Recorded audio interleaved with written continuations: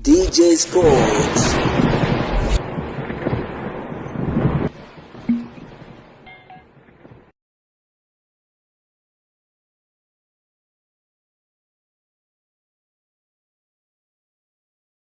Mtanange wa kibabe kweli kweli, mtanange wa kukata na shoka, moja kati ya mchezo ambao unakutanisha kati ya Young Africans dhidi ya Al Ahly kutokea pale Misri. Bila shaka ni moja kati ya mchezo wa kibabe kweli kweli, mchezo ambao unaochezwa katika uwanja wa New Amaan Complex kule visiwani Zanzibar. Hapana shaka tunafahamu ya kwamba klabu ya soka Young Africans ni moja kati ya klabu ambayo inatuwakilisha vyema katika ukanda huu wa Afrika Mashariki na Kati, bila kusahau Simba Sports Club pia wakiwa miongoni mwa vilabu ambavyo vinatuwakilisha vyema katika michuano hiyo ya CAF Champions League. Hapana shaka ni kuhusiana na mchezo huu, ndio mchezo ambao utakwenda kuamua zaidi katika kuelekea hatua inayofuata, licha ya Young Africans kuwa na nafasi kubwa ya kuweza kufuzu na klabu ya soka ya Al Ahly. Hivyo kuna competition kubwa, endapo kama Yanga siku hii ya leo ataweza kufanikisha na kushinda, basi atakuwa